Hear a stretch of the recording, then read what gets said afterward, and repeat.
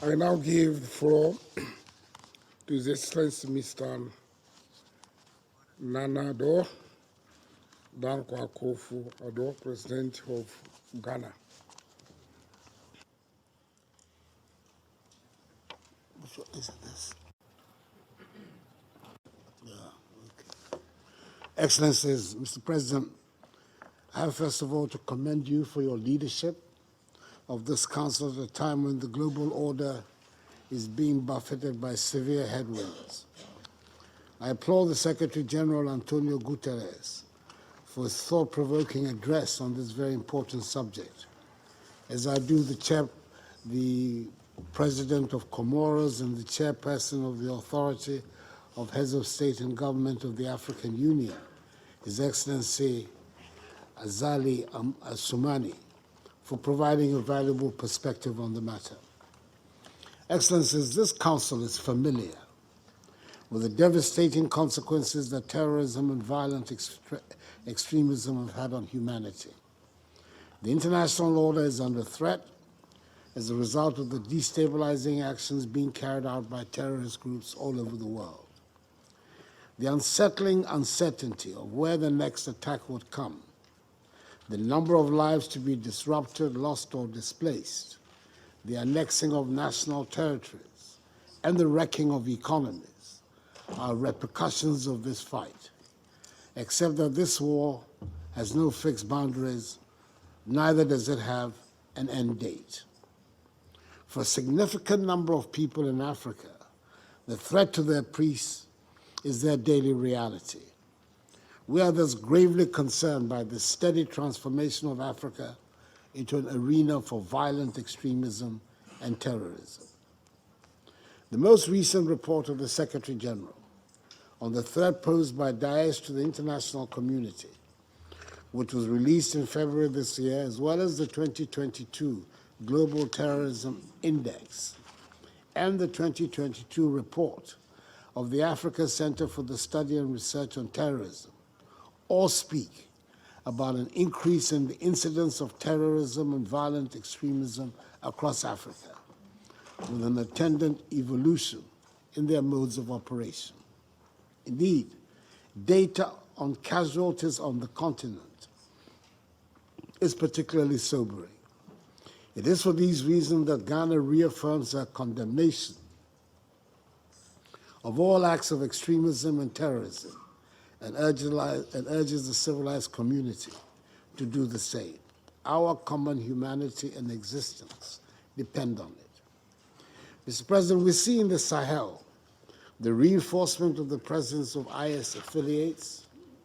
Boko Haram continues to carry out assassinations, kidnappings, and large-scale acts of violence against civilian populations in Nigeria, Cameroon, Chad, and Niger. These acts have been ongoing for more than a decade.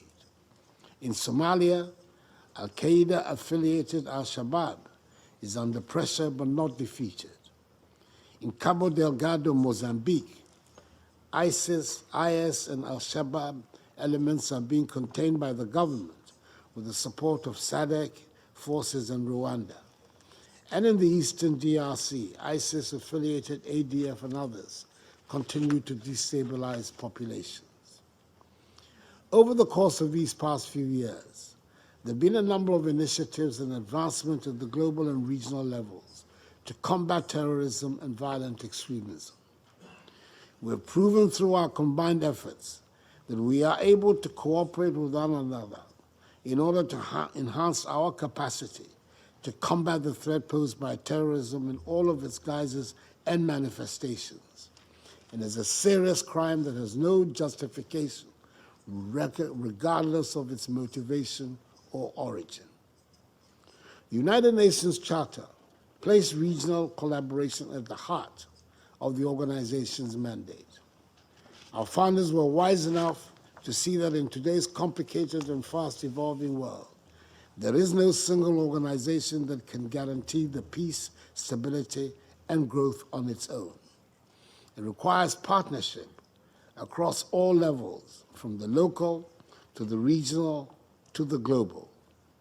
The effectiveness of the United Nations, now more than ever, rests on a cooperation that is both deeper and more robust with regional organizations. In light of this, I'll highlight a few points.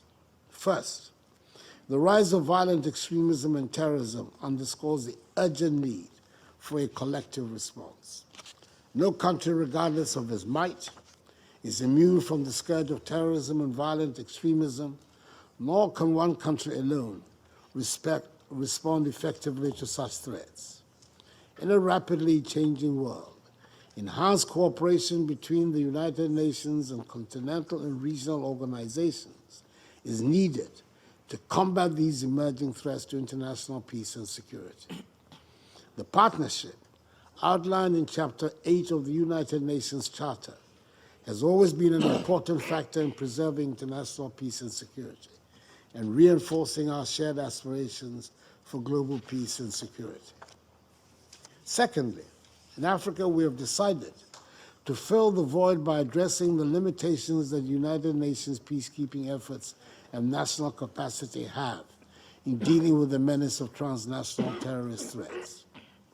In order to combat insurgencies in their respective regions, African regional organizations such as SADC and ECOWAS have developed their unique operations, which include both military and diplomatic initiatives. The Accra Initiative, which groups together Ghana, Cote d'Ivoire, Togo, Benin, Mali, and Burkina Faso, and hopefully soon Nigeria, is one such self-help security and intelligence mechanism designed to assist in the fight against terrorism. Yet, capacity limitations and a lack of financial resources have become significant obstacles in the fight against terrorists. Previous experiences with peacekeeping in Africa have shown us the difficulties in delivering ambitious but under-resourced mandates. Defeating terrorist organizations and armed groups should be the Council's primary focus when addressing the security challenges currently confronting Africa. Thirdly, bolstering cooperation and collaboration between the United Nations, continental and regional organizations should leverage existing strengths to enhance the development of a preventative approach based on regional early warning mechanisms. Efforts in conflict prevention and mediation have demonstrated how working together increases our powers of persuasion to press parties to make peace and diffuse tensions in localities. Fourthly, it is important that partnerships with regional organizations are based on mutual respect and must not attempt to impose preferred approaches on unique regional circumstances. Where this is forced through, it can only be detrimental to the work of regional organizations and the global effort to defeat terrorism. Indeed, our collective security demands that we find the will to act collaboratively and decisively in line with the respective mandates to defeat terrorism and violent extremism in Africa. The activities of the United Nations, the African Union, and other regional organizations such as ECOWAS and the Accra Initiative should complement each other. It is important that we reinforce the capacity of regional organizations for early warning and conflict prevention. This requires that we enhance cooperation in the areas of intelligence, logistics, capabilities, training, and deployment, as well as innovative financing arrangements for the highest impact projects on our continent with the quickest turnaround results for people's lives and for sustainable development. Finally, Mr. President, let me place on record my gratitude for your leadership during this high-level meeting, which has established further the urgency needed to enhance cooperation between the United Nations and regional organizations in a meaningful way. I thank you for your attention.